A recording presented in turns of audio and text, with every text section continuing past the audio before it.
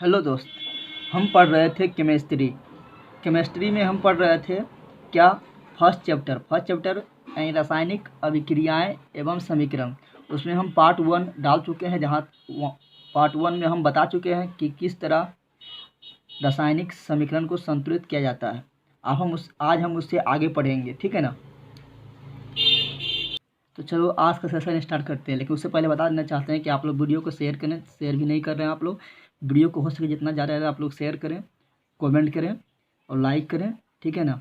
और अपने दोस्तों को भी शेयर करें, ठीक है। और बता देना चाहते हैं कि हम यहाँ पर बहुत सारा वीडियो अपलोड कर चुके हैं अपना चैनल पर। तो आप सभी वीडियो को देखने के लिए मेरी फ़ोटो पर क्लिक कीजिएगा।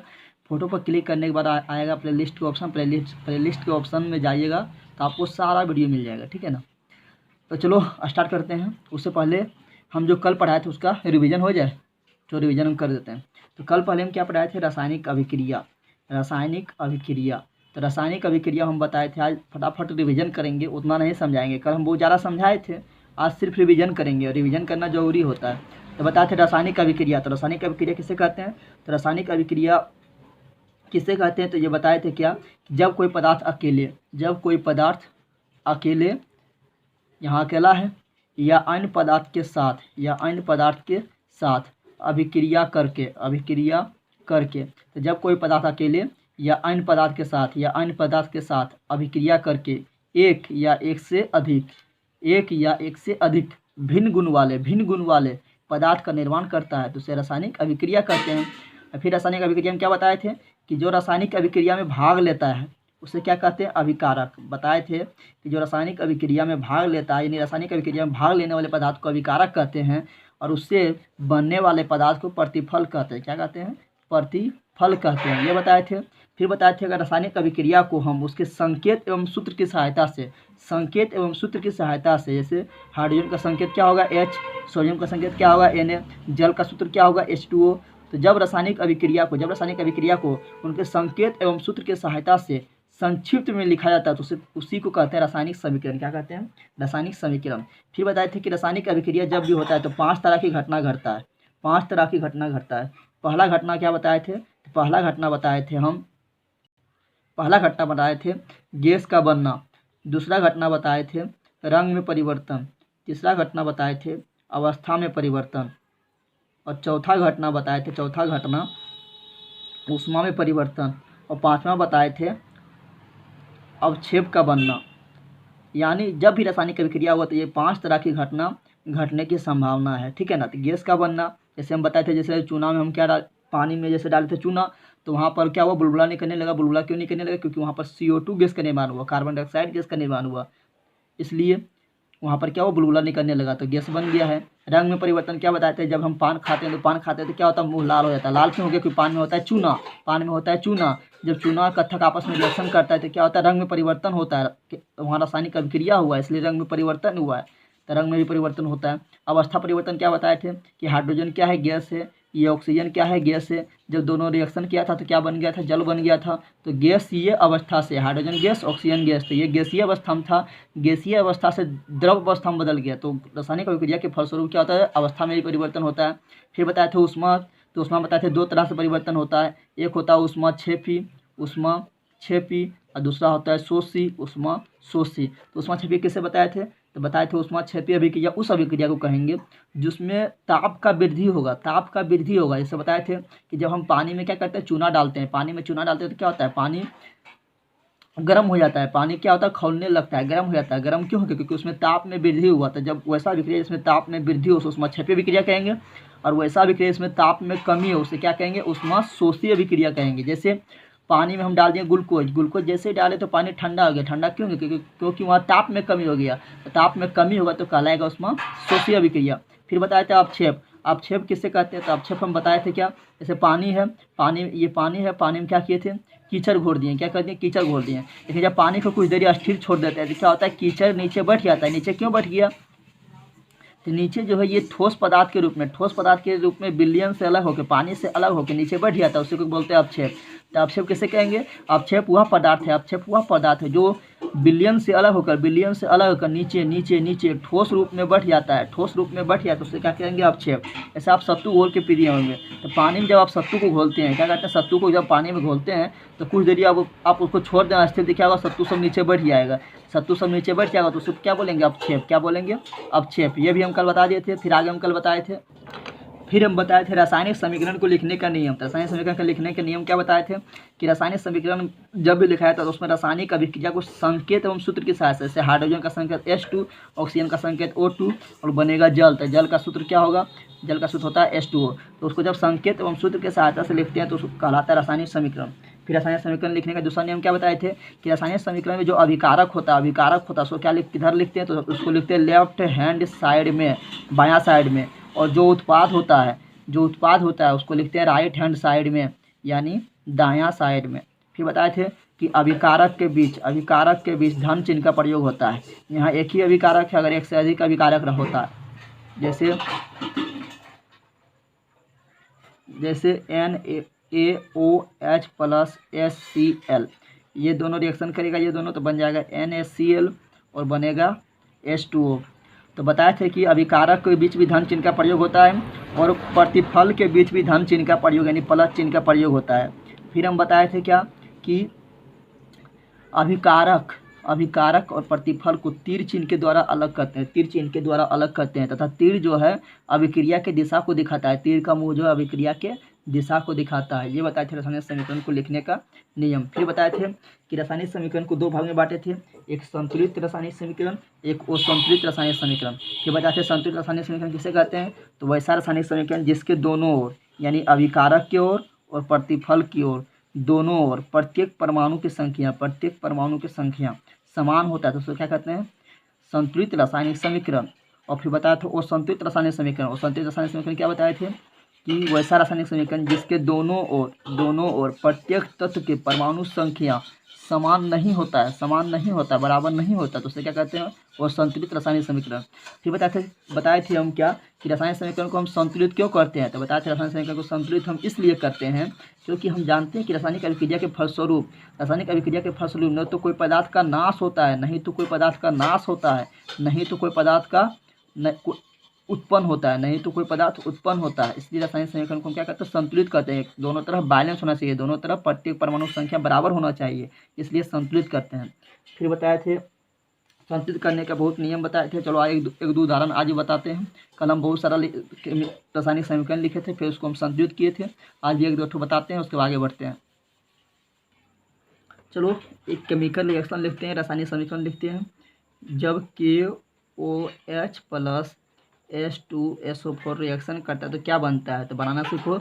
बताया था आगे प्लस पीछे माइनस, तो ये प्लस वाला दौड़ के जाएगा किसके पास, माइनस के पास दौड़ के जाएगा, और ये माइनस वाला किसके पास जाएगा, प्लस के पास जाएगा।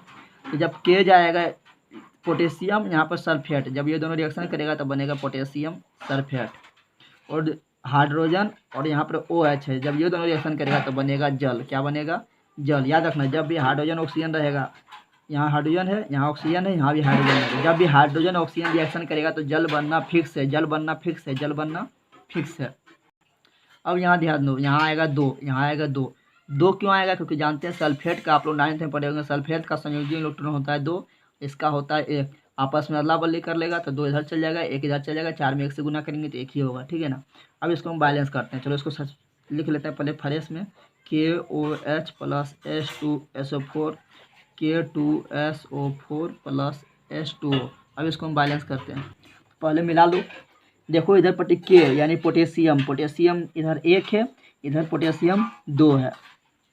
पहले पोटेशियम को बैलेंस करते हैं, यहाँ पोटेशियम 1 है, यहाँ पोटेशियम 2 है, तो पोटेशियम कम किधर है, इधर है, तो इसको क्या करना पड़ेगा, 2 करना पड़ेगा। तो 2 करने के लिए यहाँ क्या डालेंगे, 2, पोटेशियम हो गया 2, यहाँ पे पोटेशियम 2, चलो ये ठीक है।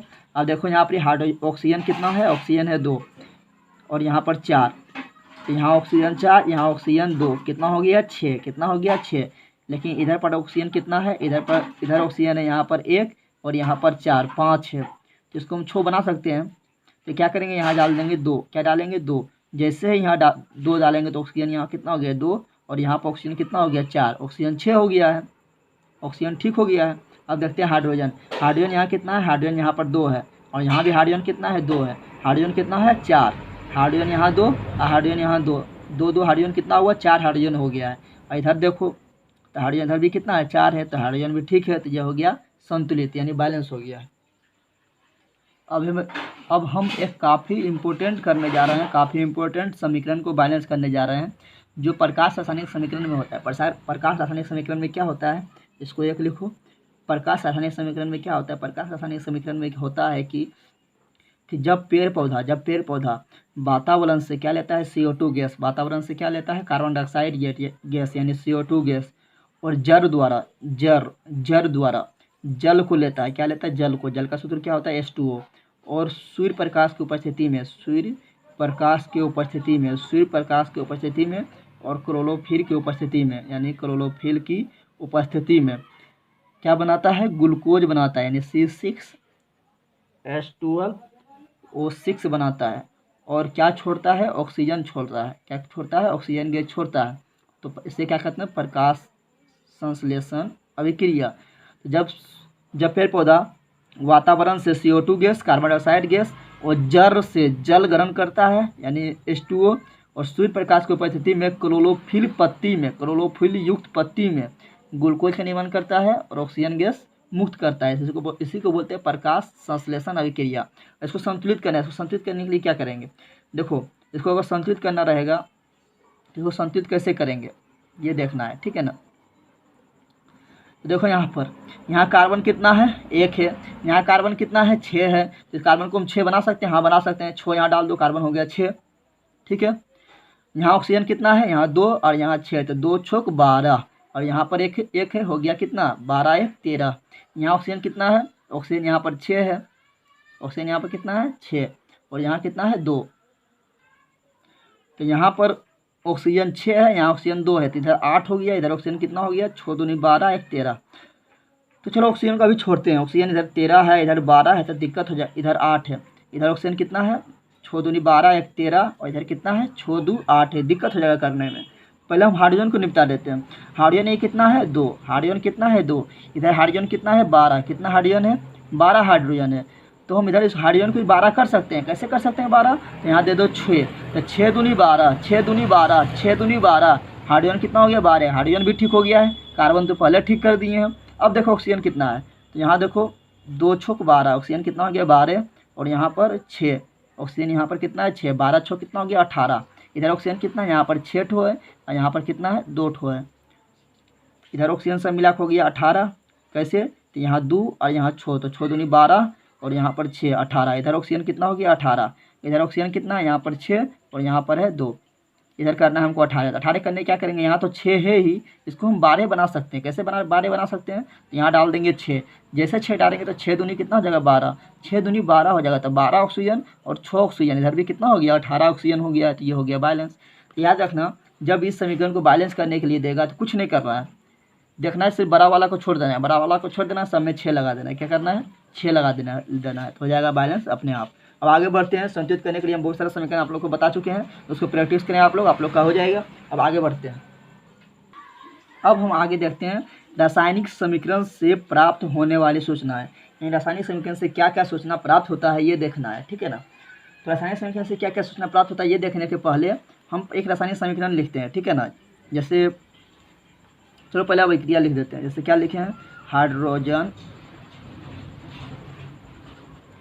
और ऑक्सीजन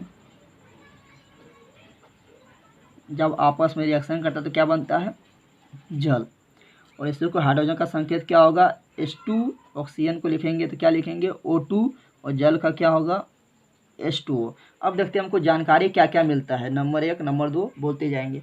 तो देखो रासायनिक समीकरण से पहला जानकारी ये मिलता है कि उसमें जो है जो तो भाग ले रहा है और जो बन रहा है उसका संकेत, जैसे हाइड्रोजन का संकेत H2, ऑक्सीजन का O2 और जल का H2 है। तो पहला रासायनिक समीकरण से हमको जानकारी मिलता है संकेत एवं सूत्र का, संकेत एवं सूत्र का जानकारी मिलता है। यह अभिक्रिया से हमको कोई जानकारी नहीं मिल रहा है क्योंकि ये तो हिंदी में लिखा हुआ है, लेकिन रासायनिक समीकरण से हमको देखो यहाँ संकेत का जानकारी मिला है और यहाँ जल के सूत्र की जानकारी मिला है। तो पहला जानकारी मिलता है क्या, अभिकारक और प्रतिफल, अभिकारक और प्रतिफल के संकेत एवं सूत्र की जानकारी मिलता है। पहला नंबर ये मिला, पहला जानकारी क्या मिला था, संकेत एवं सूत्र का जानकारी मिला था पहला नंबर में। दूसरा नंबर जानकारी क्या मिलता है, दूसरा नंबर में जानकारी मिलता है, ठीक है ना, चलो अब यहाँ लिखते जा रहे हैं। दूसरा नंबर जानकारी मिलता है कि कितना अभिकारक में कितना परमाणु भाग ले रहा है, ठीक है ना, और प्रतिफल में कितना अणु का निर्माण हो रहा है, इसका जानकारी मिलता है।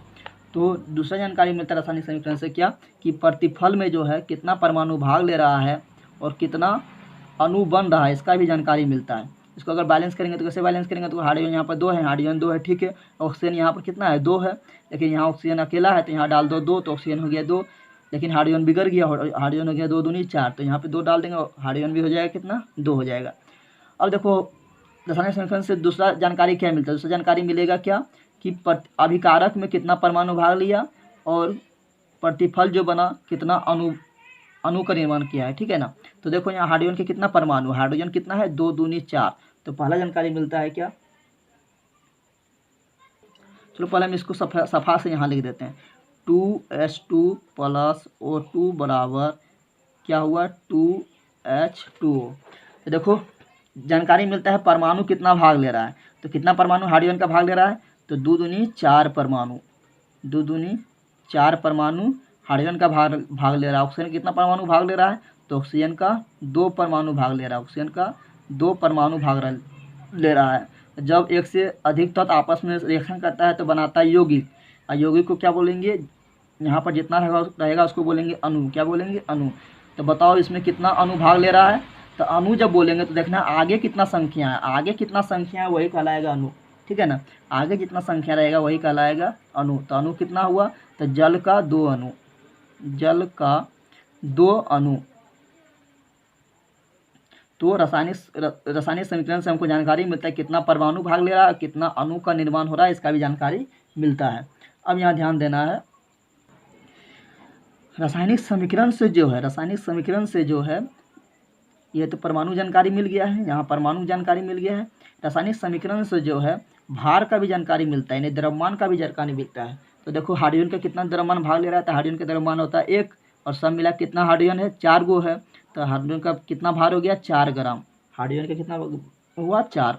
उसी प्रकार ऑक्सीजन कितना हुआ, ऑक्सीजन का भार होता है 16 ग्राम, ऑक्सीजन का भार कितना था 16, तो यहाँ ऑक्सीजन कितना है 2, तो 16 दूनी कितना हो जाएगा 32, कितना हो जाएगा 32 ग्राम।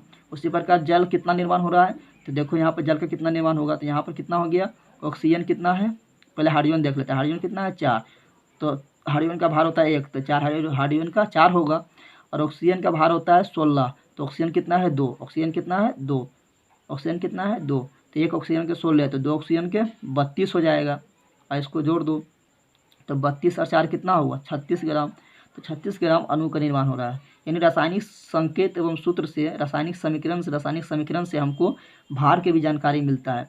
रासायनिक समीकरण से और किसका जानकारी मिलता है, रासायनिक समीकरण से जो हमको आयतन का भी जानकारी मिलता है। आयतन का मतलब क्या हुआ, आयतन का मतलब होगा, सिंपल समझना आप लोग को, जो आगे संख्या लिखा रहेगा वही कहलाएगा आयतन, क्या कहलाएगा आयतन, ठीक है ना।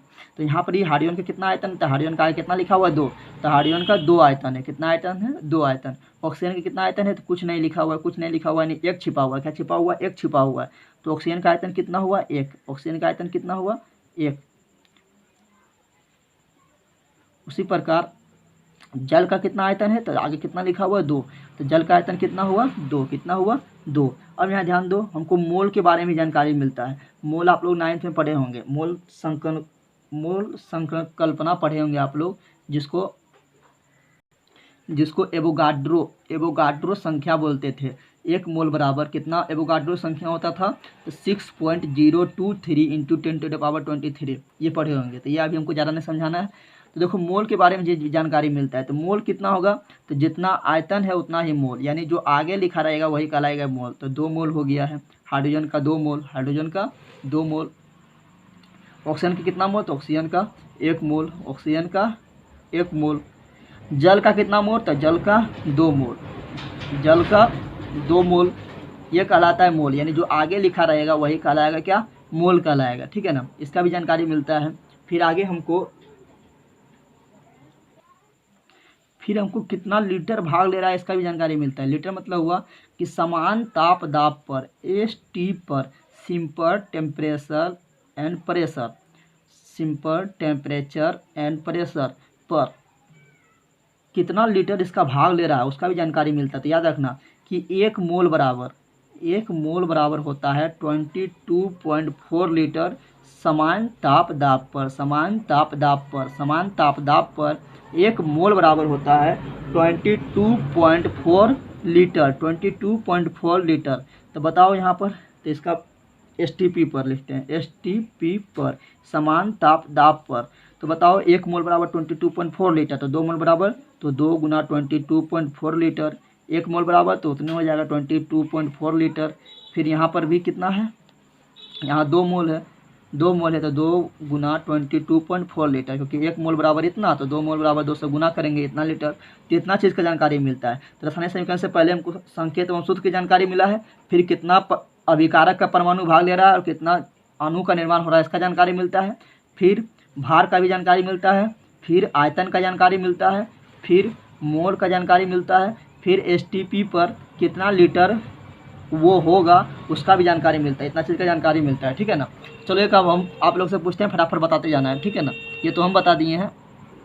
चलो एक पहले रिएक्शन लिखते हैं, एक रिएक्शन लिखते हैं। नाइट्रोजन भाग लिया है किससे, नाइट्रोजन रिएक्शन किया है हाइड्रोजन से, तो क्या बना है, अमोनिया बना है। अमोनिया का सूत्र क्या होता है, NH3। चलो इसको बैलेंस करो, यहाँ नाइट्रोजन कितना है, 1 है, यहाँ नाइट्रोजन कितना है, 2 है, तो कम किधर है, इधर है, इसको करना है 2, क्योंकि इधर 2 है तो इसको भी करना है 2, तो यहाँ डाल दिए हम 2, तो नाइट्रोजन कितना हो गया 2। अब हाइड्रोजन देखते हैं, हाइड्रोजन यहाँ कितना है 2, हाइड्रोजन यहाँ कितना है 3 और 2, 3 दूनी 6, 3 दूनी 6, तो इधर पर ज़्यादा हाइड्रोजन हो गया, इधर हाइड्रोजन कम हो गया, तो इसको ज़्यादा करना है यानी 6 करना है, इधर 6 हाइड्रोजन, तो इधर भी 6 करना है, 6 करने के लिए क्या करेंगे, यहाँ डालेंगे 3, हो गया बैलेंस। अब आप लोग से जो पूछेंगे बताना है। बताओ नाइट्रोजन का कितना परमाणु भाग ले रहा है, नाइट्रोजन का कितना परमाणु, तो नाइट्रोजन कितना है 2, तो नाइट्रोजन का 2 परमाणु। हाइड्रोजन का कितना परमाणु भाग ले रहा है, तो हाइड्रोजन कितना है 2 3 6, तो हाइड्रोजन का 6 परमाणु। बताओ अमोनिया का कितना अणु, इधर कहलाएगा अणु, क्या कहलाएगा, अणु। तो अमोनिया का कितना अणु भाग लिया था, तो अमोनिया का 2 अणु। तो फिर आगे बताना है, भार आपको बताना है, भार। बताओ नाइट्रोजन का कितना भाग लिया था, नाइट्रोजन का भार कितना होगा, नाइट्रोजन के 2 परमाणु है, तो नाइट्रोजन का भार होता है कितना, नाइट्रोजन का भार होता है 14, कितना होता है, तो 14, तो 14, एक नाइट्रोजन का 14, तो 2 नाइट्रोजन का 28 हो जाएगा। उसी प्रकार यहाँ पर हाइड्रोजन का भार होता है 1, तो 1 हाइड्रोजन का 1, तो 6 हाइड्रोजन का 6 हो जाएगा। उसी प्रकार यहाँ पर अब निकालना है कि अमोनिया कितना है, तो अमोनिया निकालेंगे तो देखो नाइट्रोजन का कितना होता है, नाइट्रोजन का होता है कितना 14, तो कितना नाइट्रोजन है, 2 नाइट्रोजन है, तो 14 दूना कितना होगा 28। हाइड्रोजन का कितना होता है 1, हाइड्रोजन का कितना होता है 1, और कितना हाइड्रोजन है 3 दूनी 6, तो 1 हाइड्रोजन का 1 होता है, तो 6 हाइड्रोजन का 6 होगा। ये भार का जानकारी मिल गया है। अब हमको आयतन का भी जानकारी मिलता है। आयतन मतलब क्या बताए थे, बताओ नाइट्रोजन का कितना आयतन, तो आयतन मतलब होता है जो आगे लिखा होता है, आगे कुछ नहीं लिखा हुआ यानी 1 लिखा हुआ है, तो नाइट्रोजन का कितना आयतन, 1 आयतन। हाइड्रोजन का कितना आयतन, तो आगे कितना लिखा हुआ है 3 आयतन। अमोनिया कितना आयतन, तो आगे कितना लिखा हुआ है 2, तो 2 आयतन। फिर बताए थे कि हमको जानकारी मिलता है मोल का, किसका जानकारी मिलता है, मोल का भी जानकारी मिलता है। मोल मतलब होता है आयतन, जितना आयतन उतना मोल, यानी जो आगे लिखा हुआ है वही कहलाएगा मोल, तो जो आगे लिखा हुआ है संख्या वही कहलाएगा मोल। तो यहाँ आगे कितना है 1, तो 1 मोल नाइट्रोजन का 1 मोल, हाइड्रोजन का कितना मोल, हाइड्रोजन का 3 मोल, और अमोनिया का कितना मोल, अमोनिया का 2 मोल। फिर बताए थे क्या, समान ताप दाब पर STP पर कितना लीटर होगा इसका भी जानकारी मिलता है। तो बताए थे क्या, 1 मोल बराबर समान ताप दाब पर सिंपल टेम्परेचर एंड प्रेशर पर 1 मोल बराबर होता है 22.4 लीटर। तो बताओ नाइट्रोजन का कितना मोल है, 1 मोल, तो नाइट्रोजन कितना होगा 22.4 लीटर, क्योंकि 1 मोल बराबर 22.4 लीटर। हाइड्रोजन कितना मोल है, 3 मोल, तो 1 मोल बराबर 22.4, तो 3 मोल बराबर 3 से गुना कर देंगे, इतना हो जाएगा। उसी प्रकार अमोनिया का कितना मोल होगा, तो अमोनिया यहाँ पर 2 है, तो 2 मोल, 1 मोल बराबर होता है 22.4 लीटर, तो 2 मोल बराबर होगा 2 गुना 22.4 लीटर। तो आप इतना चीज़ बता सकते हैं, ठीक है ना, कि रासायनिक समीकरण से हमको संकेत एवं सूत्र की जानकारी मिलता है, कितना परमाणु भाग ले रहा है इसका जानकारी मिलता है, कितना अणु बन रहा है इसका जानकारी मिलता है, कितना उसका भार है इसका जानकारी मिलता है, कितना आयतन है इसका जानकारी मिलता है, कितना मोल है इसका जानकारी मिलता है, और समान ताप दाब पर उसका आयतन कितना होगा इसका भी जानकारी हमको मिलता है। चलो अब आगे बढ़ते हैं।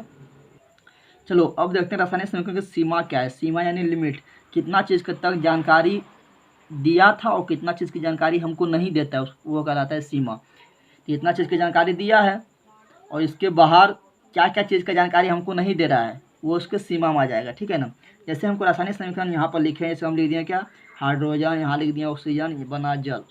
तो रासायनिक समीकरण से हमको पहले अवस्था की जानकारी नहीं मिलता है, पता नहीं चलेगा। ये तो हम जान रहे हैं कि हाइड्रोजन गैस है, लेकिन अगर कोई ऐसा तो लिखा हुआ जिसके बारे में हमको जानकारी नहीं है तो बता नहीं सकते कि कौन गैस है और कौन द्रव है और कौन ठोस है, ये नहीं बता सकते हैं। इसके बारे में तुमको जानकारी है तो चलो बता दिए, लेकिन कुछ ऐसा तो यहाँ पर लिख दिए इसके बारे में हमको जानकारी नहीं है, तो देखने के बाद हम नहीं बता सकते कौन सा ठोस है, कौन द्रव है, कौन गैस है। यानी रासायनिक समीकरण में हमको जो है उसके अवस्था के बारे में जानकारी नहीं प्राप्त होता है, ठीक है ना।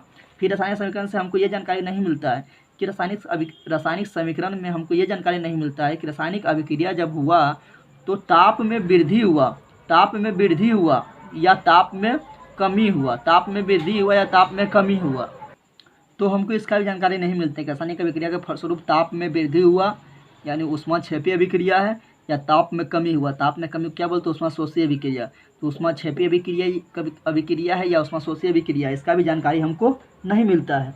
फिर रासायनिक अभिक्रिया से हमको जो है रासायनिक समीकरण में जो है ये भी जानकारी नहीं मिलता है कि ये जो रासायनिक समीकरण हुआ था यहाँ पर उत्प्रेरक के रूप में कौन सा पदार्थ आया था, कितना ताप दिए थे, कितना दाब दिए थे, कितना टेम्परेचर दिए थे, कितना प्रेशर दिए थे कि जल का निर्माण हुआ है, इसका भी जानकारी हमको नहीं मिलता है।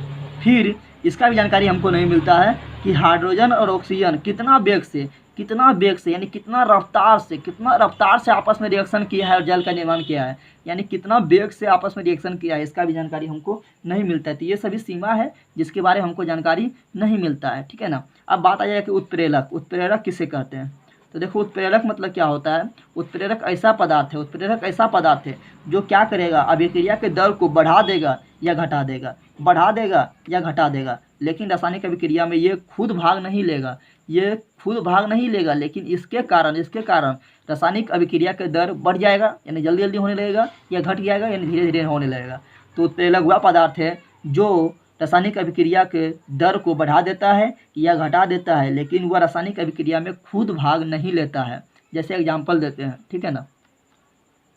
जैसे स्कूल में टीचर है, स्कूल में क्या है, टीचर है और क्या स्टूडेंट है, स्टूडेंट भी है और टीचर भी है, स्टूडेंट भी है टीचर भी है। टीचर क्या कर रहा है, स्टूडेंट को पढ़ा रहा है, टीचर क्या कर रहा है, स्टूडेंट को पढ़ा रहा है।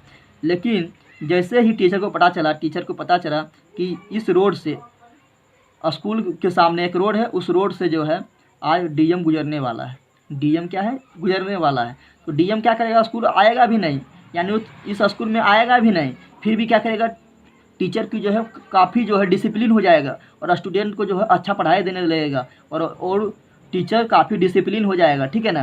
तो क्या हुआ यहाँ पे उत्प्रेरक का, तो क्या हुआ यहाँ पर डीएम इसको कुछ नहीं बोला है ना, तो डीएम इसका स्कूल में आने वाला है, लेकिन अपने आप क्या हुआ, टीचर क्या हुआ, सावधान हो गया है और स्टूडेंट को अच्छा पढ़ाई देने लगा है, साफ़ सफाई पर ध्यान देने लगा है और जो स्कूल में कमी थी उसको पूरा करने लगा है। तो यहाँ पर क्या हुआ, अभिक्रिया का दर अपने आप बढ़ गया है और डीएम उसमें भाग भी नहीं लिया है, तो डीएम क्या आ गया, उत्प्रेरक हो गया, डीएम क्या आ गया, उत्प्रेरक हो गया है। तो जैसे आप लोग पढ़ाई करते होंगे, ठीक है ना, तो आपका गार्जियन जब आता होगा तो आप लोग काफ़ी अच्छा पढ़ाई करते होंगे, गार्जियन जैसे ही आता होगा तो आप लोग अच्छा तरह से पढ़ने लगते होंगे, यानी आपका पढ़ने का दर क्या हुआ, बढ़ गया, आपका पढ़ने का दर क्या हुआ, बढ़ गया है। लेकिन जैसे ही गार्जियन जाता होगा तो आपका पढ़ने का दर क्या है, घट जाता होगा।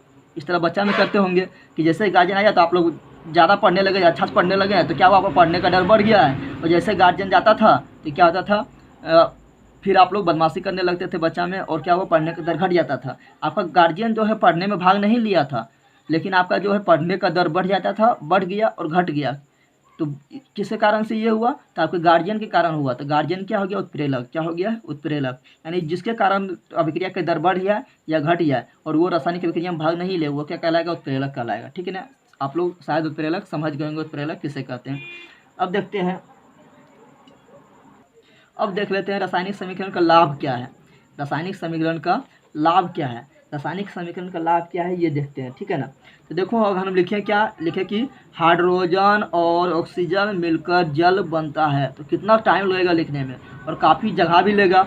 लिखेंगे हम हाइड्रोजन और इस तरह लिखेंगे, हाइड्रोजन और ऑक्सीजन मिलकर जल बनता है, हाइड्रोजन और ऑक्सीजन मिलकर जल बनता है। तो देखो यहाँ पर कितना टाइम लगा है लिखने में और काफ़ी बड़ा जगह भी लिया है। अगर इसी को हम लिख दें H2 हाइड्रोजन, O2 ऑक्सीजन और जल का H2O, तो कम टाइम लगा है। हाइड्रोजन का सिर्फ H2 लिखे, ऑक्सीजन इतना बड़ा नहीं लिख के सिर्फ O2 लिखे और जल का सिर्फ H2O लिख दिए हैं, तो कम टाइम लगा है। तो देखो रासायनिक समीकरण से हमको लाभ पहला क्या है, रासायनिक समीकरण से लाभ क्या है कि रासायनिक समीकरण जब हम लिखते हैं तो कम टाइम लगता है, समय क्या होता है, समय कम लगता है। रासायनिक समीकरण को लिखने में समय कम लगता है, कागज़ कम खर्च होता है। देखो इसमें कागज़ ज़्यादा खर्च हुआ है, इसमें कागज़ क्या हुआ, कम खर्च होता है। जिसका कारण क्या है, जब कागज़ कम खर्च होगा तो सिंपल सी बात है इंक भी कम खर्च होता है, यानी इंक में जो इंक यानी स्याही भी क्या होता है, कम खर्च होता है। और क्या लाभ मिलता है इसको लिखने से, तो सबसे जो इम्पोर्टेंट लाभ हमको होता है वो ये होता है कि अगर मान लो ये हाइड्रोजन लिख दिए, ऑक्सीजन लिख दिया, ये जल लिख दिए और कोई ऐसा व्यक्ति है जो क्या है, हिंदी नहीं जानता है, वो जानता है क्या, उर्दू, तो ये उसको पढ़ नहीं पाएगा, ठीक है ना। अगर कोई व्यक्ति है वो उर्दू जानता है, अगर कोई व्यक्ति है वो फारसी जानता है तो वो इसको पढ़ नहीं पाएगा। वो हिंदी नहीं जानता है, वो फारसी जानता है तो इसको पढ़ नहीं पाएगा। कोई व्यक्ति है वो बंगाली जानता है लेकिन हिंदी नहीं जानता है, ये हम लिखेंगे इसको पढ़ नहीं पाएगा क्योंकि वो बंगाली जानता है।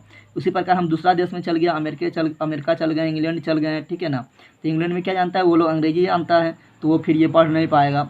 लेकिन जब हम रासायनिक समीकरण को लिख देंगे, तो पूरा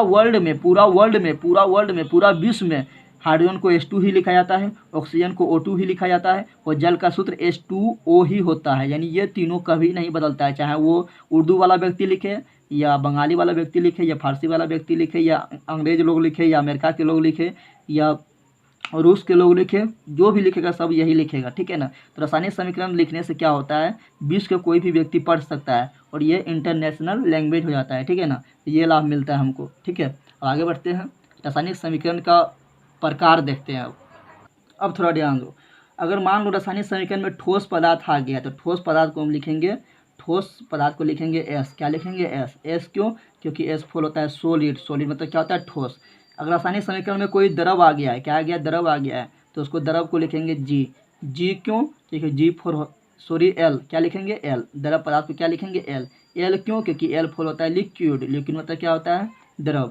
अगर कोई रासायनिक समीकरण में गैस आ गया है, क्या आ गया है, गैस आ गया है, तो उसके सामने लिखेंगे हम G, क्योंकि G से क्या होता है, गैस होता है। या G नहीं लिखकर तीर दे देंगे ऊपर, तीर ऊपर क्यों देंगे, क्योंकि गैस जैसे ही बनेगा तो गैस क्या होता है, ऊपर भागता है, इसलिए तीर का मुंह क्या किधर दिखा दिए हैं, ऊपर दिखा दिए, किधर दिखा दिए हैं, ऊपर दिखा दिए, ठीक है ना।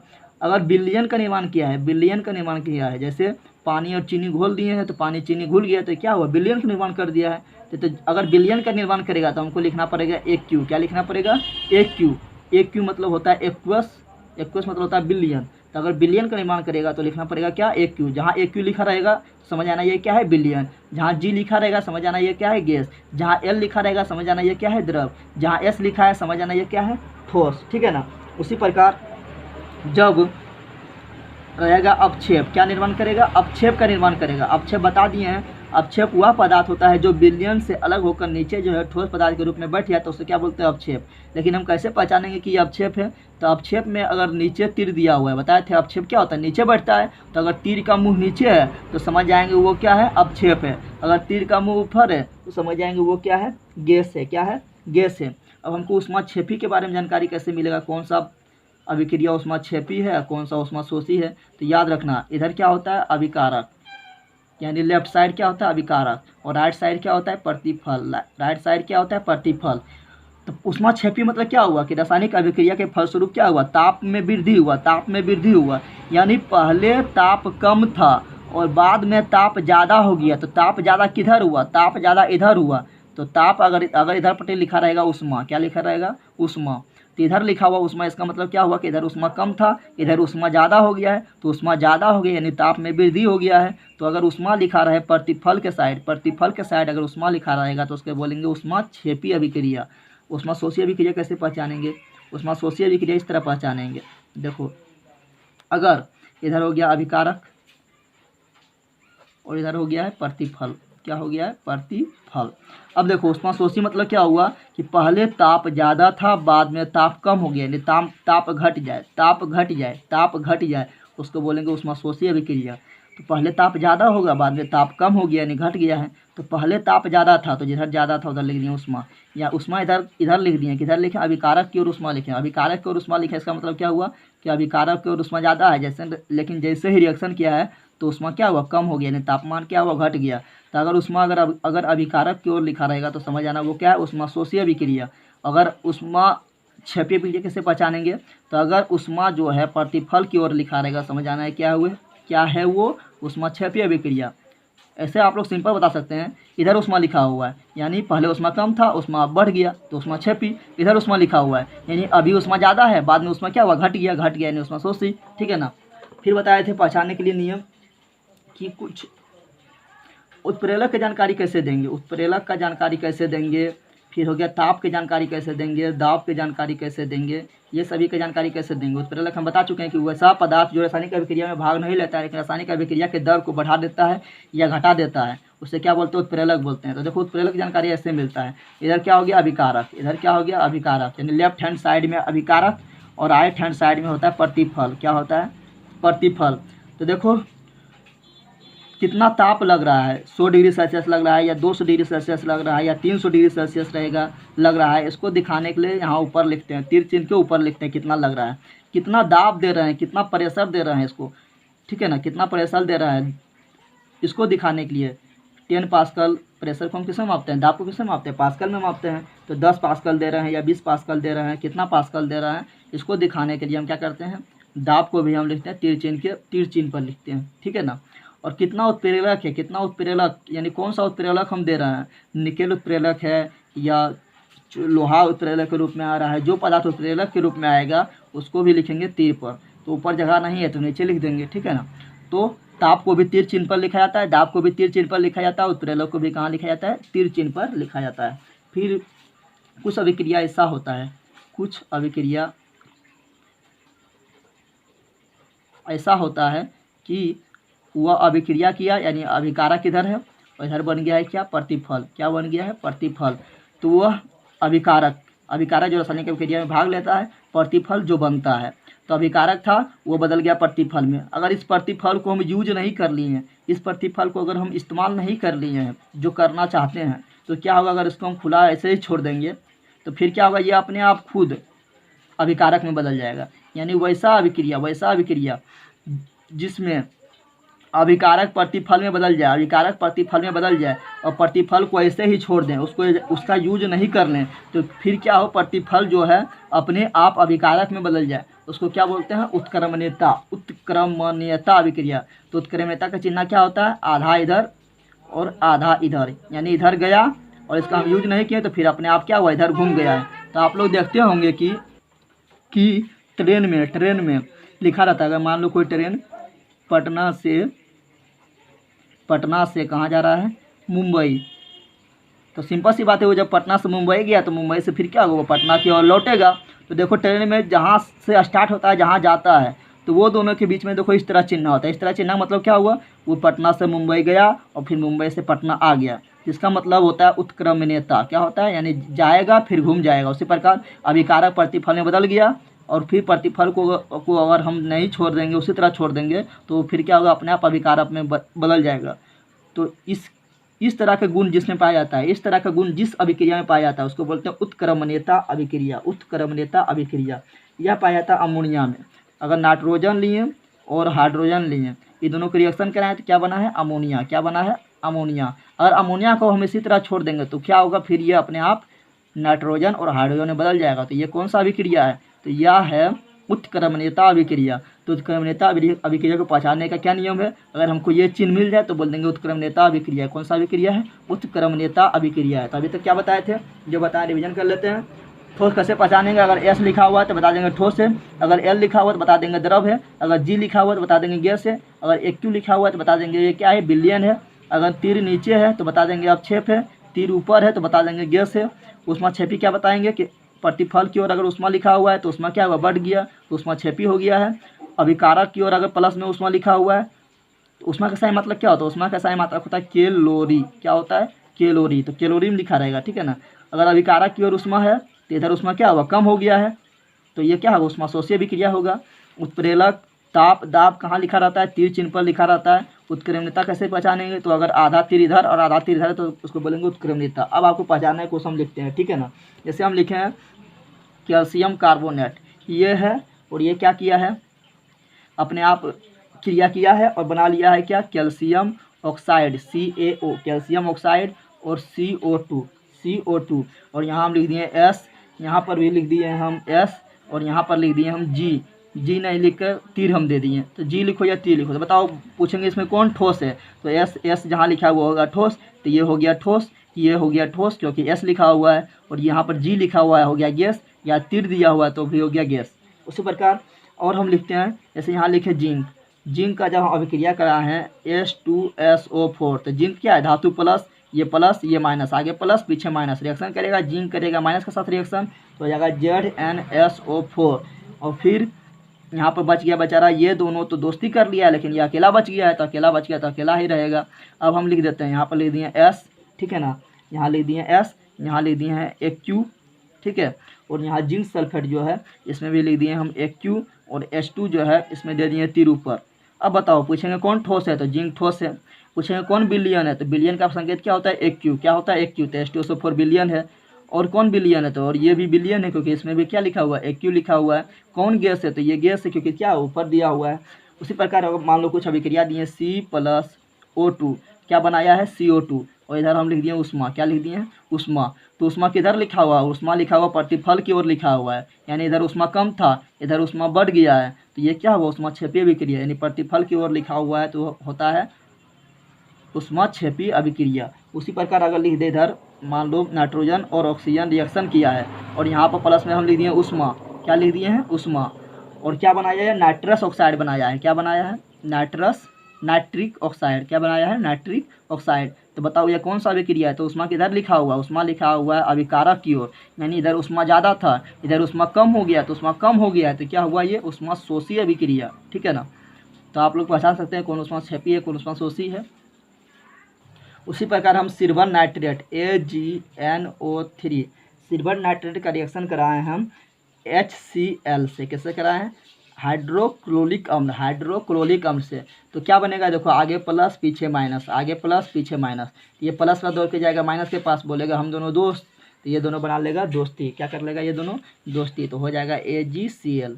उसके बाद ये दोनों भी क्या कर लेगा दोस्ती, क्योंकि ये दोनों बच गया है, तो जब ये दोनों दोस्ती करेगा तो प्लस वाला पहले माइनस वाला बाद में, क्योंकि आगे प्लस पीछे माइनस होता है, तो प्लस वाला पहले माइनस वाला बाद में, तो HNO3 बन जाएगा। तो ये हो गया नाइट्रिक अम्ल, ये हो गया सिल्वर क्लोराइड। अब इसमें हम लिख देते हैं, ठीक है ना, जैसे मान लो यहाँ पर हम दे दिए तीर का निशान, क्या दे दिए हैं, तीर का निशान दे दिए हैं, क्या दिए हैं, तीर का निशान, ठीक है ना, और यहाँ पर लिख दिए हैं, यहाँ लिख दिए हम S, यहाँ पर लिख दिए हैं AQ, और यहाँ पर लिख दिए हैं भी AQ।